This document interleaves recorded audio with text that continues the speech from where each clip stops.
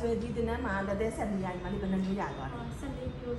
14မျိုးလုံးရသွားနော်14မျိုးလုံးရသွားဧည့်သည်မှာအဓိကသုံးတဲ့အနည်းလေးမှတ်ပြပြတာနော်အားဆိုလို့ရှိရင်ဆိုင်ရောက်လို့ရှိရင်လည်းမှတ်ပြောတယ်နော်ဧည့်သည်လာလို့ရှိရင်ဘယ်ဟာတွေကအဓိကသုံးလဲဆိုတာလည်းမှတ်ပြပြပေးရနော်အဲဒါဆိုလို့ရှိရင်ကိုနှုတ်ဆက်တဲ့နေတဲ့တက်တက်လေးလုပ်လိုက်ပါတင်တန်းစင်ပါပြီတင်တန်းစင်ပါပြီအလုပ်ဝင်ရတော့မယ် fighting ဒီမလေးကတုံနဲ့မုန်းနေမှာဒီမလေးဘယ်ကနေလာတာလဲပြင်းမယ်ပြင်းနေရတာနော်ဒီမလေးကဒီတင်တန်းကိုဘယ်ကနေတွေ့ရလဲတစ်တော့နေနော်တစ်တော့ပဲတွေ့နေနော်အဲ့တော့တစ်တော့ကနေတွေ့ပြီးတော့လာတယ်ဆိုတော့ဒီမလေးကတင်တန်းတွေရေးချက်လိုက်တဲ့အချိန်မှာပေါ့နော်မမေးကြည့်ချင်တာကျတော့တင်တန်းသူတယောက်ရဲ့ခံစားချက်ကဒီတင်တန်းလေးကိုဘယ်အချက်လေးကိုအဓိကတစ်ချက်အနေနဲ့ကြိုက်လို့လာကြတာပဲလေဘယ်အချက်လေးကိုကြိုက်တာဒီချက်ကနီးကပ်ပေါ့နော်နီးကပ်တင်ပြီးချက်စပြီးရောလက်တွေရောတင်ပြတယ်face to face လို့အနိကတ်ကြည့်တင်တာကလေးတွေတင်တယ်လို့တင်တယ်လို့ပြောလိုက်ဒါကမမြင်အောင်ဆိုရင်ရှေ့ကိုတိုးကြည့်အဲ့လိုပေါ့နော်ဗီဒီယိုထဲမှာလည်းတွေ့ရဲအားကြောင့်လို့ပေါ့နော်ဒီရှေ့ကိုကြိုက်တယ်အဲ့ဒါနော်အဲ့ဆိုလို့ညီမအပြင်မှာလည်းတကယ်လည်း6တင်တာတကယ်မှန်တာ6ထော်ပြီးအဲ့ဆိုလို့ရှိရင်အခုကျတော့တင်တဲ့ကာလာကတလားနဲ့ရက်20နော်တလားနဲ့ရက်20မှာဟိုဆောင်းဝဲလဲလက်တွေလည်းဖြည့်ပြီးသွားပြီလက်သေးပေါ်မှာလည်းဖြည့်ပြီးသွားပြီနော်အောင်တယ်နော်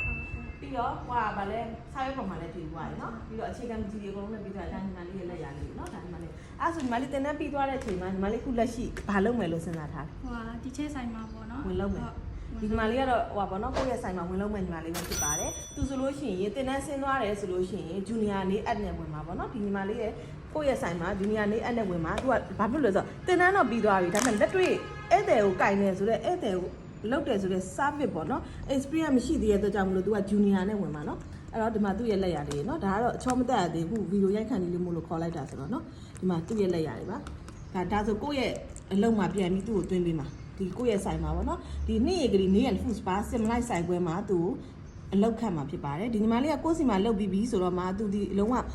လက်ရန်တွက်ပြီးတော့မှဧည့်သည် service ကိုသူကလိုချင်တာသူကြတော့လူတွေကတော့အမျိုးမျိုးပေါ့နော်တချို့ကျဆိုင်တန်းဖွင့်ကျင်တယ်တချို့ကျ service ကိုလိုချင်တယ်သူကဒီညီမလေးဆိုတစ်နှစ်တိဝင်လုံးမှာဖြစ်ပါတယ်နော်